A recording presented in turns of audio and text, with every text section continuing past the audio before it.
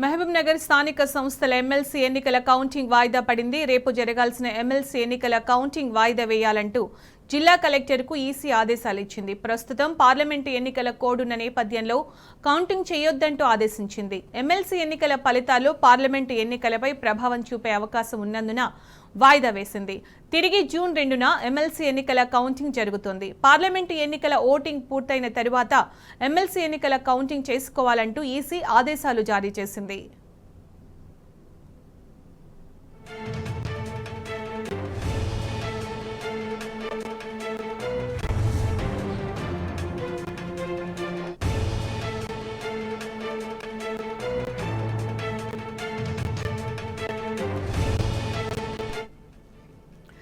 మహబూబ్ నగర్ జిల్లా స్థానిక సంస్థల ఎమ్మెల్సీ ఎన్నికల కౌంటింగ్ వాయిదా పడింది. రేపు జరగాల్సిన ఎమ్మెల్సీ ఎన్నికల కౌంటింగ్ వాయిదా వేయాలంటూ జిల్లా కలెక్టర్కు ఈసీ ఆదేశాలు జారీ చేసింది.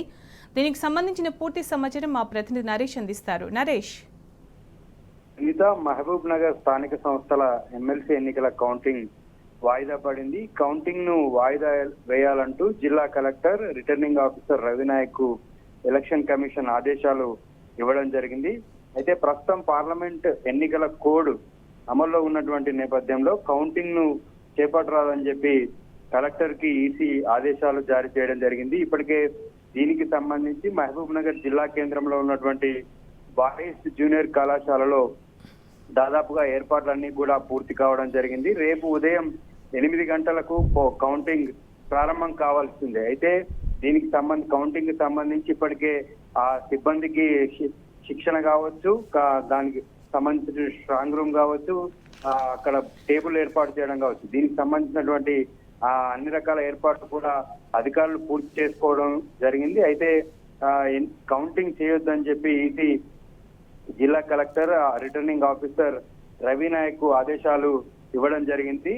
అయితే పార్లమెంటు ఎన్నికలపై ఈ ఎమ్మెల్సీ ఎన్నికల ఫలితాలు ప్రభావం చూపేటటువంటి అవకాశం ఉన్నందున ఈ కౌంటింగ్ ను వాయిదా వేయాలంటూ ఈసీ ఆదేశాలు జారీ చేయడం జరిగింది. తిరిగి ఈ కౌంటింగ్ ను జూన్ 2వ తేదీన చేపట్టాలని చెప్పి కూడా కలెక్టర్ కి ఎలక్షన్ కమిషన్ ఆఫ్ ఇండియా ఆదేశాలు ఇవ్వడం జరిగింది. పార్లమెంటు ఎన్నికల తర్వాతనే ఈ ఎమ్మెల్సీ ఎన్నికల కౌంటింగ్ చేపట్టాలని చెప్పి కూడా ఈసీ ఆదేశాలు ఇవ్వడం జరిగింది. ఈ ఎమ్మెల్సీ ఉప ఎన్నికలో మొత్తం 3 అభ్యర్థులు బరిలో నిలవడం జరిగింది. ఇటు కాంగ్రెస్ నుంచి జీవన్ రెడ్డి, బీఆర్ఎస్ నుంచి నవీన్ కుమార్ రెడ్డి, ఇండిపెండెంట్ అభ్యర్థి సుదర్శన్ గౌడ్ 3 బరిలో ఉన్నారు. ఉమ్మడి మహబూబ్ నగర్ జిల్లాకు సంబంధించినటువంటి కౌన్సిలర్లు, జెడ్పీటీసీలు, ఎంపీటీసీలు, ఎక్స్ అఫిషియో మెంబర్లుగా ఉన్నటువంటి ఎమ్మెల్యేలు, ఎంపీలు, ఎమ్మెల్సీలు ఈ యొక్క ఎమ్మెల్సీ ఉప ఎన్నికల్లో తమ ఓటు హక్కును వినియోగించుకోవడం జరిగింది.